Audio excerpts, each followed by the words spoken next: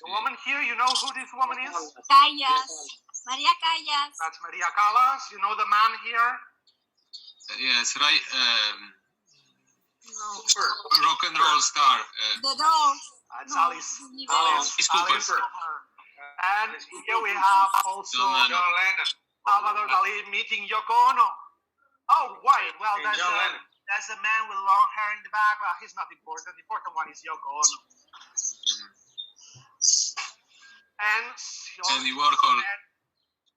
Different, here Frida Kahlo, Andy Warhol. Oh, most famous people in the 20th century wanted to meet Dali. He was very, very influential. Okay. Well, in 1948, they decided it was time to go back to Spain, and at that time, after spending 8 years living in the United States, they were starting to feel homesick, and they decided it was time to go back to Spain. At that time, he was already a superstar, and he could have gone to live anywhere he wanted. He could have gone to live in Madrid or Barcelona, but he decided to go back to Portligat, to his house. That was the only house they ever owned. And they were spending half a year in Portligat painting, and in the next half a year, mostly in the winter time, traveling between Paris and New York. But in 1961, Dali fulfilled the promise that he had made to Gala. In 1930, when they were living all alone in Portligat in a very tiny fisherman hut, Dali told Gala, "Okay, Gala, you are my princess, so someday I will buy you a castle." 1961, Dali bought an old Gothic medieval castle in the town of Pubol, roughly 20 minutes out of Girona, and he reconstructed and decorated the castle for Gala and gave it to Gala as a present. Gala accepted the present under one condition, that Dali wouldn't show there unannounced. Whenever she wanted him to visit her, she would send him a letter with an invitation. You see what happens that, well, I told you that Dali had a very complicated sexuality. Well, guess what? Gala, she didn't have any problems with sex. Okay, but she was a very open-minded woman. So Gala had lots of affairs and lovers. So finally, she had her privacy in the castle to bring all these lovers. Okay, and Dali knew, and he accepted, because his love for Gala was not a physical love. Okay, it was much more than that. Well, now we are going to visit the second part of the Dali Triangle. We're going to visit Gala Dali Castle in Pul. Well, first, before going in the castle, it's very interesting to walk around the garden. That was designed as a French garden with different streets and corridors, not like a maze, but nearly. You can see here a little temple, classic temple, Greek temple, like the temple in Athens, okay, with the Caryatides and the swimming pool. And hidden in the garden, you can see these elephants with insect legs that are also water springs. Also, the garage. We have a Datsun, an orange Datsun here on the left. Well, in 1974, Dali made a commercial with Datsun to sell this car, and it was given to him as a present. Also, in the links I'll send you by the end of the tour, I'll send you a link to this commercial. Okay, and we have a huge Cadillac here. Dali loved big, expensive American cars, even if he didn't have a driving license. Okay, Gala was the one who drove, and then they hired a driver. When they were getting older, they hired a driver. But they had this huge Cadillac. That's a huge car with a license plate. I don't know if you see Principe de Monaco. Okay, well, he had the fiscal residence in Monaco. So he paid taxes to Monaco. That means that he didn't pay taxes. Well, we're going inside the castle, and as any medieval castle, we have a central yard. And this Gothic structure with the stairs going to the noble clan, with the coat of arms of the family who own the castle on top of the door. We're going to the first room in the castle. That's the shields room. And no, that's not it. Sorry, wrong picture.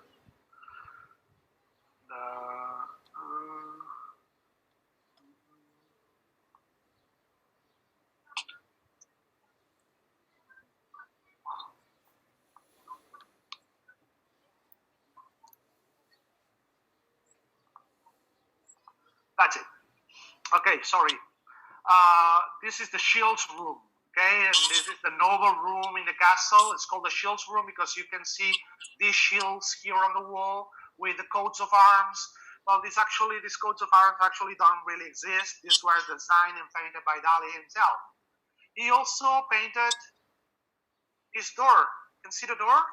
Well, the door is not actually there. That's painted with the perspective, with the trompe-l'oeil, okay? And the throne of the queen of the castle, that's Gala's throne, okay? With the two lions on the sides. Well, the most spectacular part of this room is the ceiling, okay? Dali only painted 3 ceilings in his life. This ceiling in Gala's castle, a ceiling that we will see also in the museum, and a ceiling also in a small little palace in Barcelona, Palace del Vent. Okay, these are the only 3 ceilings he painted, with all this natural decoration and this kind of Renaissance dome open that you can see throughout heaven through it. See the swallows flying, see the trees, and the top of the castle. It's like we are seeing the outside. It's actually painted. And on top of the door, we'll keep moving in that direction to the piano room. We have the queen of the castle. That's a portrait of Gala. Okay, back to the castle. That's the piano room. It's called the piano room. Well, guess why? There's a piano. Tapestry hanging on the wall, a lamp that was designed by Dali, and this here, well, you see,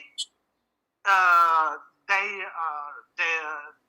reconstructed the whole castle and turned it into a modern apartment, and well, they had central heating, and they had these radiators. That Gala hated those radiators. He said, well, I don't like these radiators, and he asked Dali to paint something to cover the radiators. And what Dali painted was this. So he painted 2 radiators to cover the actual radiators. So these are not radiators, that's a painting by Dali. Well, this is the only painting that you can see in the castle of Pubol. That's the bath in Pubol. Was especially painted to decorate the castle, and that's where you can see all of Gala's life journey. From over the clouds, there's these buildings of the Red Square in Moscow. Well, Gala was Russian, as I told you. You can see Gala here on the left, dressed as a little girl, and up in heaven, like as the Madonna of Portligat. Portligat, the castle, you can see it here on the far distance, and in the back you can see this hill. That's the hill of the Montgrí in the Costa Brava. I mean, if you go to Pubol, you will see this landscape, and you will really recognize this landscape. Well, this is Gala's room. It's actually not the original room, because when Gala passed away in 1982, Dali, well, he just had lost the love of his life. He was deeply depressed, and he moved to live in the castle in Pubol. And he spent like a couple of years living in the castle without seeing anybody, without ever going out. He was ill, he was depressed. One night in 1984, there was an accident and there was a fire because of a short circuit of the bell he was ringing. There was a short circuit and there was a fire. And Dali nearly died in that fire. They had to drag him out of the castle with severe burns in his body. So the original bedroom of Gala burned down in 1984, but it was reconstructed after those according to different pictures and according to how it was originally. And also we have Gala's bathroom by his bed. Okay, you see this guy here? Well, that's me. All right, and this is my wife. So all these pictures you can see, this were actually taken by me. This is the dining room, the chimney in the back, and here on the corner on the right, this is the last studio that Dali had. Actually, after Gala's death, he nearly stopped painting. He just lost the will to paint. So the last painting he painted was this painting here. He finished it in the castle in Pubol in 1983. This is the last painting of Dali. After 1983, he didn't paint anymore. Well, also, in top of well, you can see this lion head here. That's a costume of a lion. Dali used to wear this head on top of his head and chase Gala through the rooms of the castle as a game. And down the crypt of the castle, we've got Gala's tomb.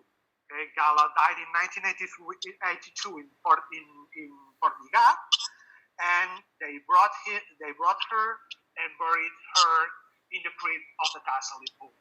So the tomb here on the right, that's Gala's tomb. Gala is buried here. The tomb on the left, it's empty. Both tombs are connected in the inside because they were supposed to be buried together, holding hands for eternity. But one of the last persons to see Dali alive was the mayor of Figueras, and he said that Dali's last will was to be buried in Figueras in the museum. So now Dali is buried in Figueras, and Gala is buried in Pubol. Well, if you ask me, they should be buried together, either in Pubol or in Figueras, but at least together. But now they are buried separated. Well, in 1967, the mayor of Figueras went to meet Dali, and they started talking about having a museum in Figueras. And that's the project that took Dali nearly 10 years of his life, was designing his own museum. Not many artists had the chance to design their own museum. In fact, many artists became famous after they died. Take Vincent van Gogh as an example. Van Gogh only sold one painting in his life to his brother Theo. Dali was already famous when he made his own museum. That's what he called the biggest realist object in the world. And this is Salvador Dali Theater Museum. And we call it Theater Museum because the museum was designed in the building of the former theater of Figueras, where Dali made his first exhibition. So it's like closing the circle. It's the first and the last exhibition in the same building. Okay, so this was a very important building for Dali. The building burned down by the end of the Spanish Civil War in 1939, and it was reconstructed and designed as a museum by Dali himself.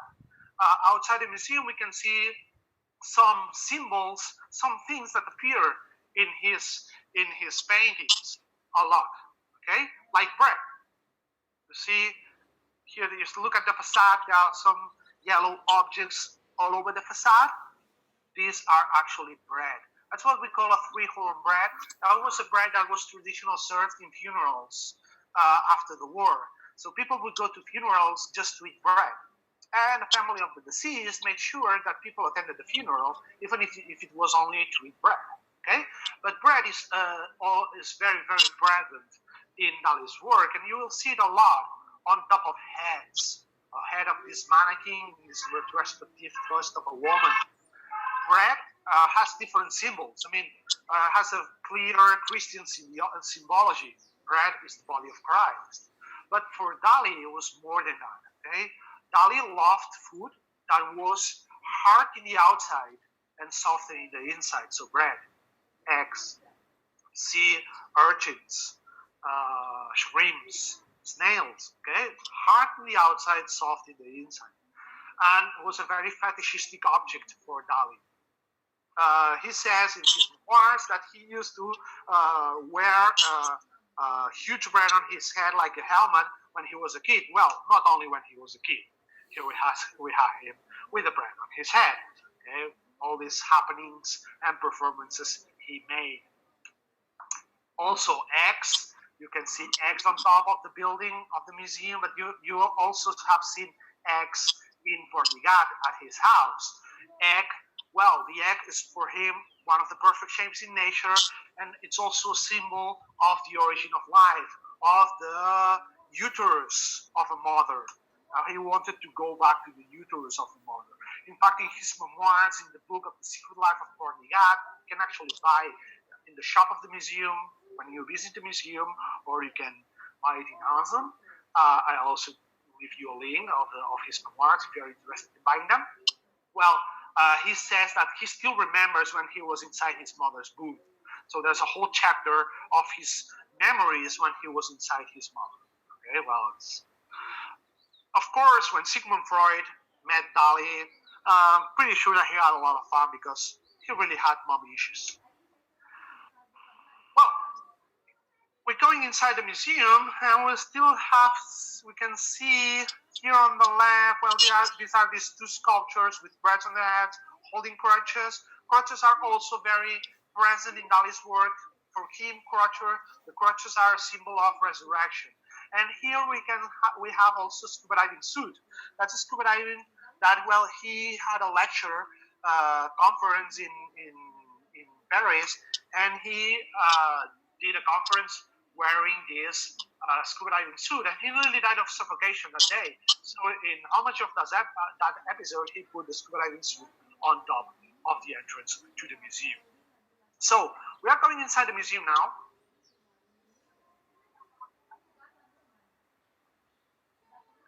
And well, he designed the museum as a theater.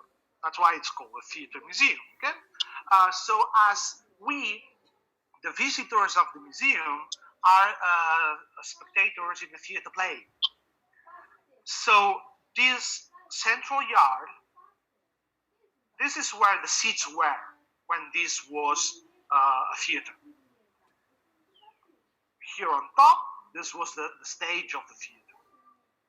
Okay, but all the audience were sitting here or in the private balconies for VIPs that were located here, where you can see the burned wooden beams. And now you can see these mannequins that he said that these were a choir of angels. Okay, in the center of the yard, there's this famous installation with a Cadillac. That's the rainy taxi or the rainy cab. Well, this is an installation he first made for the Surrealist exhibition in Paris in 1971. He made 4 of these installations. They were supposed to be temporary installations, so the 3 others were dismantled. This became permanent, and well, now you can see it only in the museum. It is called the rainy cab because, well, this is supposed to be a cab, taxi, and well, he came with the idea of the rainy cab when him and Gala were in Rome, and it was raining a lot. It was pouring outside, and he said, "Okay, what would happen? Imagine what would happen if it suddenly stops. We get into the taxi, and suddenly it stops raining outside, and it starts raining inside the taxi. So if you have a spare euro, you either give it to me, or you just put it here, and you will see that it starts raining inside of the taxi." This is the Cadillac that Gala and Dali owned when they were living in the United States. This is the Cadillac that Gala drove from New York to California every year. coast to coast with this Cadillac. Okay, I don't know much about American cars. Well, this is a Series 62, 1941 Cadillac convertible sedan.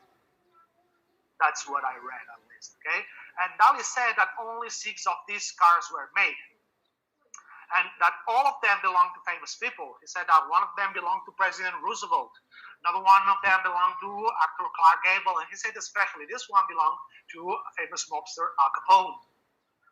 On top of the Cadillac, he placed this sculpture. This was not sculpted by him. This is by an Austrian sculptor called Ernst Fuchs. And in the back, this column made with tires, a copy of the Slave, famous sculpture of Michelangelo. And on the top, you can see this boat. This was Gala's sailboat. Okay, when it starts raining inside of the cab, the umbrella opens. Because that's what happens when it's raining. That umbrella's open. You can see here this judicial dome. We are going up the stage and we will see it from underneath. Okay, going up the stage.